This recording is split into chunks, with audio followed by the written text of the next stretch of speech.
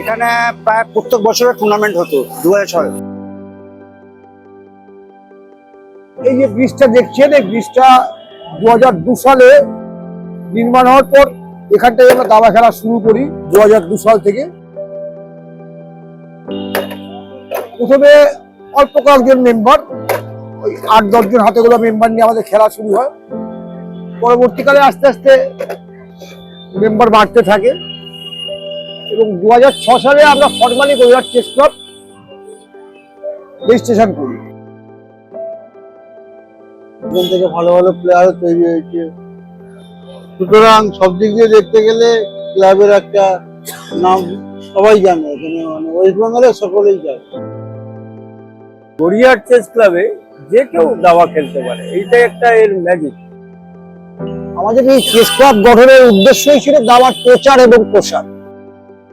পিসি চন্দ্রের কাছ থেকে সাহায্য এলো, পিসি চন্দ্র ফিনান্স করলো, আর তখন পুলিশ কমিশনার নিজে এসে এটার উদ্বোধন করে। দীপ্তন ঘোষ আমাদের ক্লাবের মেম্বার ছিল, ও এখন গ্র্যান্ড মাস্টার একজন। এবং এখানে আরো অনেকে আছে, যেমন কুণাল ঘোষ 3বারের বেঙ্গল চ্যাম্পিয়ন আমাদের ক্লাবের মেম্বার। দ্বিতীয়বার মুখার্জি দাবা সার্কিটের একজন জনপ্রিয় ব্যক্তিত্ব, সেও আমাদের ক্লাবের মেম্বার। আমাদের ক্লাবে প্রচুর মেম্বার, মিত্রবাবু আমাদের এখানে খেলে গেছে। এছাড়া আমাদের এখানে যেরকম এত হইচের মাঝে এরকম একটা সাইলেন্স গেম, টোটালি সাইলেন্ট, তো কিন্তু আমাদের মানে আমরা হ্যাবিচুয়েটেড হয়ে গেছি খেলতে গেলে।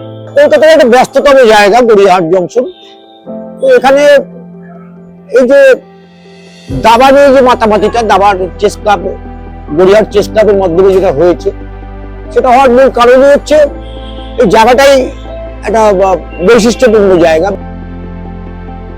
There is no speculated time to start the chess.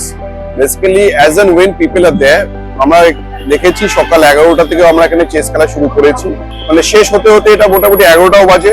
যেদিনকে আমাদের ছুটি থাকে কিংবা গভর্নমেন্ট হলিডেজ আছে নেক্সট দিন, সেদিনকে আমরা রাত পর্যন্ত খেলি, 1টা-2টো বেজে যায়।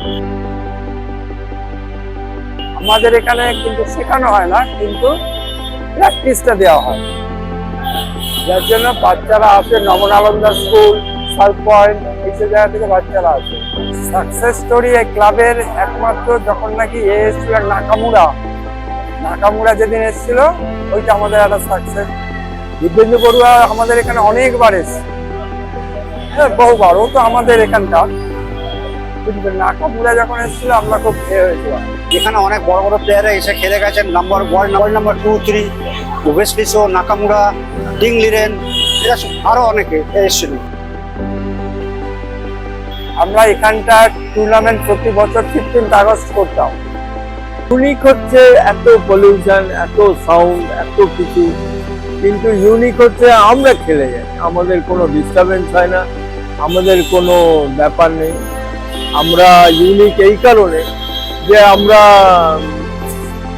যে দাবাটা খেলা হয়, যে আনন্দ সহকারে খেলতে হয় দাবাটাকে খুব মানে প্যাশনেট ভাবে, সেটা কিন্তু অন্য কোথাও যদি দেখেন নিশ্চয়ই প্যাশন আছে, আমাদেরটা সব থেকে বেশি প্যাশনেট যারাই খেলুক, এইটাই ইউনিক।